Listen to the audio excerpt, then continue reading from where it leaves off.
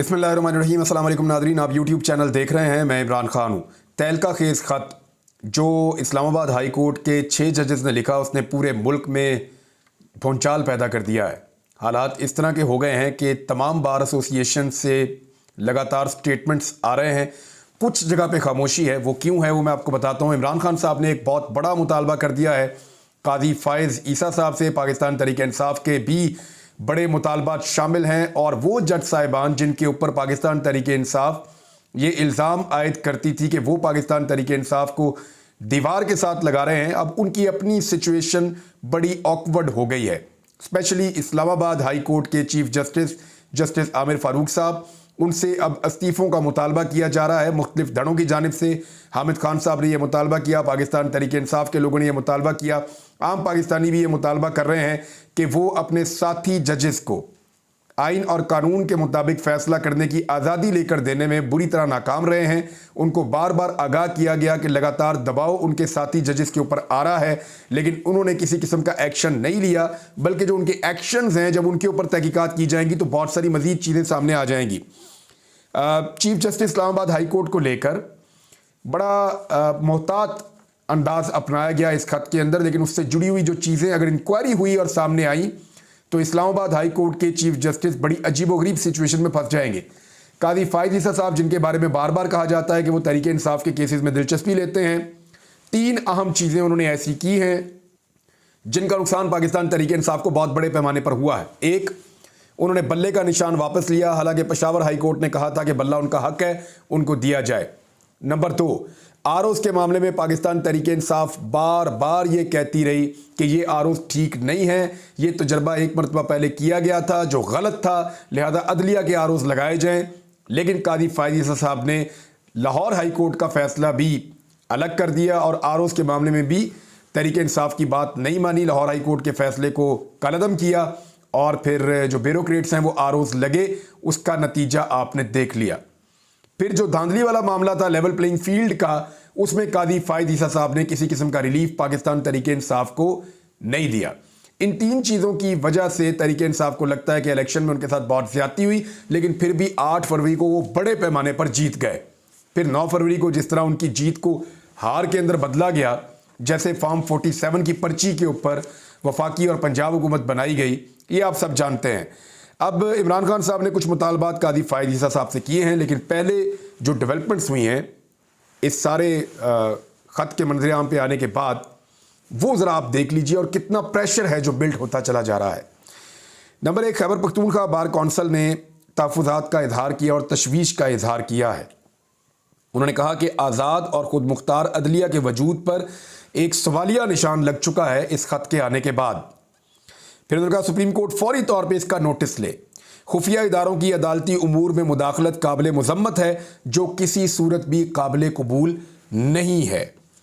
बलूचिस्तान बार council, उन्होंने भी इसको तशवीशनाक अमल करार दिया इस खत के आने के बाद और इसको आज़ाद अदलिया पर कदगन करार दिया। उन्होंने कहा इदारों की मुदाखलत इंतहाई काबिल मुज़म्मत है, किसी सूरत ये काबिल कबूल नहीं है। चीफ जस्टिस सुप्रीम कोर्ट जो हैं वो सो मोटो नोटिस लें और पाकिस्तान बार कौंसल से उन्होंने ये मुतालबा किया कि फौरी तौर पे वकला नुमाइंदगान की मुल्क गिर कॉन्फ्रेंस बुलाई जाए और आइंदा के लाया अमल का उन्होंने मुतालबा किया कि ऐलान किया जाए वहाँ से कि सारी मुल्क के वकला को इकट्ठा करे पाकिस्तान बार कौंसल और फिर सबकी राय लेने के बाद आइंदा के लाया अमल का ऐलान करे। ये छोटा मामला नहीं है, बहुत बड़ा मामला है। सिंध हाई कोर्ट पर आ जाएँ जी। सिंध हाई कोर्ट एसोसिएशन अदलिया के मामलात में इंतज़ामिया और एजेंसियों की मुदाखलत पर मज़म्मत करती है। सियासी मामलात के केसेस में ख़ास तौर पे फेवर हासिल करने के लिए इस किस्म की मुदाखलत की गई। सिंध हाई कोर्ट बार का मुतालबा है कि 3 सुप्रीम कोर्ट के मुअज़्ज़िज़ जज साहिबान, यानी सुप्रीम कोर्ट ऑफ पाकिस्तान जो है वो एक जुडिशल कमीशन बनाए जिसमें सुप्रीम कोर्ट ऑफ पाकिस्तान के 3 मुअज़्ज़िज़ जज साहिबान जो मुतनाज़े नहीं हैं वो इसका हिस्सा हों और उसको तश्कील देने के बाद इस मामले को देखा जाए गहराई के साथ कि जो जजेस कह रहे हैं ये मामला क्या है और किस तरीके से है। Islamabad high court bar association, इन्होंने कहा कि इंटेलिजेंस इदारों की बेजा मुदाखलत, इसका इन्होंने जिक्र किया। फिर उन्होंने कहा चीफ जस्टिस शफाफ इंक्वायरी करवाकर जिम्मेदारों को कानूनी कार्रवाई उनके खिलाफ करें। किसी भी इदारे की दूसरे इदारे में मुदाखलत की उन्होंने कहा जी हम मजम्मत करते हैं। जजेस के इस इकदाम को उन्होंने सराहा कि उन्होंने लेटर लिखकर सारे तहफ़्फ़ुज़ात बताए और बार बार वो जजेस को भी लिखते रहे हैं। उन्होंने दलेरी का मुजाहरा किया जजेस ने। अदलिया की आज़ादी की खातिर वकला नुमाइंदा कन्वेंशन, मुल्क गिर वकला कन्वेंशन, हड़ताल, भूख हड़ताल और हत्ता के तहरीक भी चलानी पड़ी तो दरेग नहीं करेंगे, ये Islamabad high court bar association ने कहा है। इसके बाद जो है वो इस्लामाबाद बार एसोसिएशन है, उनका स्टेटमेंट भी ऐसा ही है और पाकिस्तान भर की जो बार एसोसिएशन हैं वहाँ से ये स्टेटमेंट्स आ रहे हैं। सिर्फ जहाँ पे थोड़ी सी ब्रेक लगी हुई है वो मैं आपको बता देता हूँ, क्योंकि एहसन भून साहब या जो PMLN के करीबी वकला हैं या तंजीम में जहाँ जहाँ पे उनका हाथ पड़ता है वहाँ पे अभी खामोशी है। ऐसा नहीं है कि उन्होंने कोई लाइन ले ली है या कोई पोजीशन दूसरी ले ली है, लेकिन वहाँ पे फ़िलहाल खामोशी है। हम अगर देखें तो जितने बड़े बड़े हुकूमती अहदेदारान हैं वो सब इसके ऊपर अभी खामोश हैं। पाकिस्तान पीपल्स पार्टी के कैंप में बड़ी अजीबोगरीब खामोशी है, वो इसके ऊपर कोई पोजीशन लेने की पोजीशन में ऐसा लगता है दिखाई नहीं दे रहे, क्योंकि ये बड़ा अहम तरीन मामला है। पाकिस्तान में अदलिया की आज़ादी का मामला है। आसमा जहांगीर ग्रुप ये आजकल PMLN के करीब है और क्योंकि एहसन भून साहब हैं वहाँ पे, तो ये ग्रुप मानी खेज अंदाज में खामोश है। पाकिस्तान बार कौंसिल, आपको याद होगा जब बल्ले के निशान के ऊपर कादी फ़ायद ईसा साहब ने तहरीक इंसाफ के खिलाफ फैसला दिया था तो सहाफ़ियों ने आवाज़ उठाई थी और जो लोग कोर्ट रिपोर्टिंग करते हैं उन सब ने ये कहा था कि ये एक स्याह फैसला है, इस फैसले के नतीजे में हॉर्स ट्रेडिंग के रास्ते खुलेंगे, ये फैसला ज़्यादती है एक पॉलिटिकल पार्टी के साथ, ना सिर्फ एक पॉलिटिकल पार्टी के साथ बल्कि पाकिस्तान के करोड़ों वोटर्स के साथ जो बल्ले के निशान पे मोहर लगाने चाहते हैं उन सब के साथ ये एक ज़्यादती की है कादी फ़ायद ईसा साहब के फैसले में। उस वक्त पाकिस्तान बार कौंसिल बड़ी शद्द और मद के साथ इकट्ठे होकर सारे बैठे और उन्होंने बड़ी ज़बरदस्त, बड़े ज़ोरदार तरीके से, बड़ी गुस्से वाली एक प्रेस कॉन्फ्रेंस की और सहाफ़ियों को लताड़ दिया। उन्होंने उन लोगों को जिन्होंने कादी फ़ायद ईसा साहब के फैसले से इख्तलाफ किया था, तो ये बड़े गुस्से में थे उस वक्त कि जनाब जज जो हैं वो बड़े काबिल एहतराम होते हैं और हम ये बर्दाश्त नहीं करेंगे, हम ये कर देंगे वो कर देंगे। लेकिन पाकिस्तान बार कौंसिल अब बिल्कुल खामोश है। 6 जजेस का ये बताना कि उनके साथ जो कुछ हुआ, कैमरे निकल आए घर के अंदर से, यानी बेडरूम के अंदर कैमरे लगे हुए हैं वो निकल आए, ड्राइंग रूम के अंदर कैमरे लगे हुए हैं वो निकल आए, उसके बाद जजों के रिश्तेदारों को उठाया गया, उन पर टॉर्चर किया गया, वीडियोज़ बनाई गई वो निकल आए। फिर वो कहते हैं बार बार हम पे दबाव डाला गया सियासी नौयत के केसेस के अंदर। ख़ास तौर पे ये सारे केसेस मैं आगे चल के आपको बताता हूँ इमरान खान से रिलेटेड हैं। इन केसेस के अंदर दबाव डाला गया बार बार जजेस के ऊपर, जजेस के मुताबिक। तो अब जो है वो पाकिस्तान बार कौंसिल ने एक लफ्ज़ अभी तक नहीं बोला जब मैं ये वीडियो रिकॉर्ड कर रहा हूँ, और सुप्रीम कोर्ट बार एसोसिएशन भी अभी तक खामोश है। लेकिन हामिद खान ग्रुप जो है वो पूरी तरह मुतहर्रिक हो चुका है। उन्होंने मुतालबा किया है कि इस्लामाबाद हाई कोर्ट के चीफ जस्टिस आमिर फारूक, जिनको पाकिस्तान तहरीक इंसाफ पहले ही मुतनाज़ कहती है, वो इसलिए कहती है कि उनके जो केसेस है तहरीक इंसाफ में, वो तहरीक इंसाफ कहती है हमें तो यहाँ से कभी इंसाफ मिला ही नहीं। इमरान खान साहब के केसेस में भी यहाँ से कहते हैं इंसाफ मिला ही नहीं, तो इसलिए वो अब इस्तीफ़े का मुतालबा कर रहे हैं हामिद खान साहब। और हामिद खान साहब ने अभी एक बड़ा दबंग स्टेटमेंट दिया है और उन्होंने ये कहा है कि अगर कादी फ़ायद ईसा साहब ये नहीं करते और इस मामले के ऊपर वो तो ये चाह रहे हैं तहरीक इंसाफ वाले के फुल कोर्ट एक बैठे, लार्जर बेंच, वो चाह रहे हैं कि पूरी की पूरी सुप्रीम कोर्ट बैठे और जजेस को इस दबाव से निकाले और उनके ऊपर जो दबाव डाला जा रहा है उसके सिलसिले को रोके और इसके आगे कानून का बंद बांधे। ये तो चाह रहे हैं हामिद खान साहब और उनका पूरा ग्रुप और पाकिस्तान के वकला। लेकिन अगर कादी फ़ायद ईसा साहब ये नहीं करते तो हामिद खान साहब ने इशारा दिया है कि फिर तहरीक चलेगी, फिर एहतजाज होगा, उनके पास दूसरा कोई और रास्ता नहीं है। अब मामला ये है कि अगर तो लार्जर बेंच बनाना है या कादी फ़ायद ईसा साहब के पास ये मामला जाना है या इस्लामाबाद हाई कोर्ट के चीफ जस्टिस के पास ये मामला जाना है, तो याद रखिए ये वो मुअज़्ज़ज़ जज साहिबान हैं जिनके पास 1 साल से यही मामला पेंडिंग पड़ा हुआ है। यानी कादी फ़ायद ईसा साहब के नॉलेज में ये मामला उस वक्त लाया गया था जब जस्टिस उमर अता बंदयाल साहब चीफ जस्टिस थे। उस वक्त उन्हें भी बताया गया, कादी फ़ायद ईसा साहब से मुलाकात करके उनको भी सब कुछ बताया गया था। वो 1 साल से इस बारे में जानते हैं, उन्होंने कुछ नहीं किया। उन्होंने उठा के जुल्फ़िकार अली भुट्टो का 50 साल पुराना केस खोल दिया और उसके अंदर इंसाफ देना शुरू कर दिया। लेकिन उन्होंने अपने जजेस ने जो बार बार उनको चीज़ें बताई उनके ऊपर किसी किस्म का एक्शन नहीं लिया और आज के दौर में इंसाफ नहीं दिया। वो इमरान खान के दौर में 5 घंटे गायब रहने वाले सहाफ़ी जिसके साथ बहुत जुल्म हुआ था, मैं उस वक्त भी बोला था, या किसी सहाफ़ी के ऊपर एक मुकदमे के ऊपर तो वो फौरी तौर पे बोलते हैं और बात करना चाहते हैं और बार बार करना चाहते हैं। लेकिन अपने दौर में जिसका कादी साहब से अल्लाह ताला ने भी हिसाब लेना है, और अपने दौर में जिसके लिए वो अकाउंटेबल हैं कि आज वो चीफ जस्टिस ऑफ पाकिस्तान है, आज के दौर में जो कुछ हो रहा है वो उनके जिम्मे पड़ रहा है। अगर आज के दौर में नाइंसाफी और जुल्म हो रहा है तो पाकिस्तान के चीफ जस्टिस काजी फायद ईसा साहब हैं, आज के दौर में वो बिल्कुल दिलचस्पी नहीं ले रहे। आज के दौर में वो जानना ही नहीं चाहते कि साफियों के साथ क्या हो रहा है। आज के दौर में वो जानना ही चाहते कि जजेस के साथ क्या हो रहा है। हाँ, जो जस्टिस शौकत अजीज सदीकी साहब के साथ हुआ था वो क्योंकि पिछले दौर में हुआ था, पिछले चीफ जस्टिस से, तो उस वक्त के मामलात में मुदाखलत करना चाहते हैं, लेकिन अपने दौर में होने वाली चीज़ों के ऊपर वो किसी किस्म का एक्शन नहीं ले रहे। तो क्या वो काजी फायद ईसा साहब या वो जस्टिस आमिर फारूक साहब, ये बात लोग उठा रहे हैं, बार बार सोशल मीडिया पे उठा रहे हैं कि क्या वहाँ से इंसाफ मिलेगा या वहाँ से इंसाफ की उम्मीद करना बेहतर है। लेकिन मेरे ख्याल में दरवाज़ा हमेशा खुला रखना चाहिए, किसी को भी दीवार के साथ नहीं लगाना चाहिए। अदलिया ही एक उम्मीद है अल्लाह रब्बुल इज़्ज़त के बाद, और जब वकला की ताकत साथ खड़ी हो तो अदलिया दलेर होकर फैसले देती है। अब वकला जो है वो बज़ाहिर एक तहरीक की तरफ जाते हुए दिखाई दे रहे हैं। ये एक बहुत अहम और बड़ा मामला है। इमरान खान साहब ने जो मुतालबात किए उसको इसके साथ जोड़कर देखें तो ये बड़ी अहम डेवलपमेंट है। लेकिन एक बड़ी चीज़, पहला रिलीफ इस खत के बाद इस्लामाबाद हाई कोर्ट के चीफ जस्टिस की जानिब से पाकिस्तान तहरीक इंसाफ को यह मिला कि वो जो जलसा करना चाह रहे थे इस्लामाबाद में, जिसकी इजाज़त उनको बिल्कुल नहीं मिल रही थी, हाई कोर्ट ने उसकी इजाज़त दे दी है। ये इजाज़त कभी भी नहीं मिलनी थी, इससे पहले भी नहीं मिल रही थी, लेकिन अब ये इजाज़त मिल गई है। मुझे ऐसा लगता है, या बहुत सारे लोग ये कह रहे हैं कि इसको जोड़कर देखें कि जब इतनी बड़ी चीज़ सामने आई है तो अदलिया अब मजबूर है इंसाफ देने पर। तो एक मामले में तो कम से कम दिखाई दिया कि पाकिस्तान तहरीक इंसाफ इस्लामाबाद में जलसा कर सकती है। तहरीक इंसाफ के वर्कर्स को लगभग 1 साल के बाद ऐसा मौका मिल रहा है कि वो खुलकर एक बड़ा जलसा कर सके।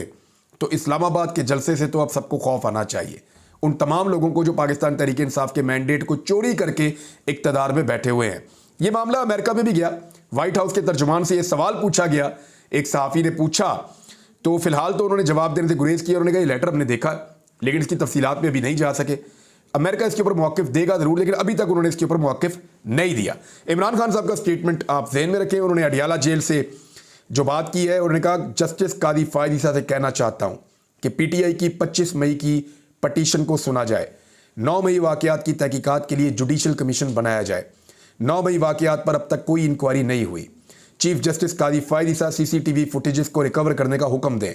जिन्होंने CCTV फुटेजेस चोरी की हैं वही 9 मई के जिम्मेदार हैं। क्राइम की इंफॉर्मेशन छुपाना भी जुर्म है। 9 मई की बुनियाद पर एक सियासी जमात को ख़त्म किया जा रहा है। ये सब कुछ लंदन प्लान के तहत चल रहा है। आज इंसाफ नहीं है, जिसकी लाठी उसकी भैंस वाली सूरत-ए-हाल है। 8 फरवरी पर भी जुडिशल इंक्वायरी करवाई जाए। धांधली ज़दा इलेक्शन के बायस सदर जरदारी और सेनेट इलेक्शन की कोई कानूनी हैसियत नहीं है। मुझे जेल में रखना है तो रखें, मगर बाकी लोगों को रिहा कर दिया जाए। डोनाल्ड लू अगर रजीम चेंज को तस्लीम कर लेता तो उसका दबाव पूरी जो बाइडन हुकूमत पर आता। डोनाल्ड लू तस्लीम कर देता तो जो बाइडन हुकूमत हिल जाती। डोनाल्ड लू के बयान पर दोबारा इंक्वायरी करवाई जाए। असल साइफर दफ्तर खारजा में मौजूद है। हमें साइफर की पैराफ्रीज कॉपी दी गई थी। साइफर गुम हुआ तो वज़ीर आज़म अपने ऑफिस का चौकीदार नहीं होता, बल्कि वज़ीर आज़म ऑफिस के कुछ सिक्योरिटी प्रोटोकॉल्स होते हैं। मुझे 5 दिन में 3 सजाएं सुनाई गईं। मैं तो चाहता था कि मेरे केसेस की समाअत बराह रास्त नशर की जाए। उमर अयूब को कायदे हिज़्ब इख्तिलाफ और शेर अफजल बरबत को पब्लिक अकाउंट्स कमेटी का चेयरमैन नामजद किया है। हमने तो नामजद कर दिया है, अब इस पर नोटिफिकेशन स्पीकर ने जारी करने हैं। राना सनाउल्लाह के बयान पर इमरान खान ने कहा कि माफियाज ऐसा ही करते हैं। पंजाब में 40 MPs के फॉरवर्ड ब्लॉक से मुतालिक मुझे इल्म नहीं है। मुझे पंजाब के पार्लिमानी लीडर से मुलाकात की इजाज़त नहीं दी गई। कोशिश करूंगा कि उससे मुलाकात हो तो मालूमात हासिल करूं। अब एक चीज़ और आपको मैं बताता हूं, और वो बहुत बड़ी खबर है, और ये इतना बड़ा भांडा फूट गया है कि जब आप इसको सुनेंगे तो आपके 14 तबक हिल जाएंगे। बहुत बड़ी, एक और बहुत बड़ी खबर है। ऐसा लगता है कि ये दिन ही बड़ी बड़ी खबरों के हैं। ये खबर बता के फिर मैं अगले वीलॉग के लिए कुछ चीज़ें छोड़ूंगा, आपको बताऊंगा कि पंजाब हुकूमत और वफाकी हुकूमत के अल्ले तलल्ले क्या है। वो आवाम के पैसे को किस तरह उड़ा रहे हैं, किस तरह से अवाम के पैसे के ऊपर जो है वो अयाशियाँ की जा रही हैं और इल्ज़ामात लगाए जाते हैं दूसरों पर। अवाम का हक मार कर, उनका पेट काट कर कैसे ये पैसा जो है वो अपनी अयाशियों पे खर्च किया जा रहा है, बाद में बताता हूँ। लेकिन बड़ी खबर ये है कि जिस वक्त इमरान खान साहब के खिलाफ साइफर चोरी का मुकदमा दर्ज किया गया तो तारीख याद रखिएगा, वो थी 15 अगस्त 2023। इमरान खान साहब 5 अगस्त 2023 को गिरफ्तार हुए। 15 अगस्त 2023 को इमरान खान साहब के खिलाफ ये मुकदमा दर्ज हुआ कि साइफर चोरी हुआ है या उन्होंने साइफर गायब कर दिया है। उनकी गिरफ्तारी के 10 दिन के बाद साइफर की जनाब जो डॉन ने इसको रिपोर्ट किया है, और ये खबर जो है वो निकलती है मिनिस्ट्री ऑफ फॉरेन अफेयर्स से, और FIA के खुफिया दस्तावेजात के अंदर से ये पेपर बाहर आता है। पता क्या चलता है कि FIA ने जब सवाल किया मिनिस्ट्री ऑफ फॉरेन अफेयर्स से साइफर के बारे में, तो उन्होंने ये बताया कि साइफर की 9 कॉपियां थीं जो भेजी गई मुख्तलिफ इदारों और बड़ी बड़ी शख्सियात को। चीफ जस्टिस है, आर्मी चीफ हैं, DGISI हैं, वज़ीर आज़म ऑफिस है, फिर वो चली जाती है उसमें चीफ जस्टिस को, सदर पाकिस्तान के पास चली जाती है। तो इस तरह ये 9 कॉपियां भेजी गई। उन्होंने ये बताया कि जिस दिन इमरान खान साहब के ऊपर यह मुकदमा दर्ज किया गया कि उनकी कॉपी वापस मौसूल नहीं हुई और वो कॉपी चोरी हो गई है और फॉरेन ऑफिस को वापस वो कॉपी नहीं दी, तो ये तारीख थी 15 अगस्त 2023। उस तारीख तक उन 9 कॉपियों में से सिर्फ 1 कॉपी वापस आई थी, और वो जो 1 कॉपी वापस आई थी वो सदर पाकिस्तान ने 15 जून 2023 को वापस भेजी थी। अब ये 27 सितंबर 2023 को मिनिस्ट्री ऑफ फॉरेन अफेयर ने FIA को जो जवाब दिया उसमें ये बता रहे हैं कि 1 दिन पहले हमें बाकी महकमों ने या बाकी जगहों से कॉपियां वापस भेजी हैं साथ की साथ।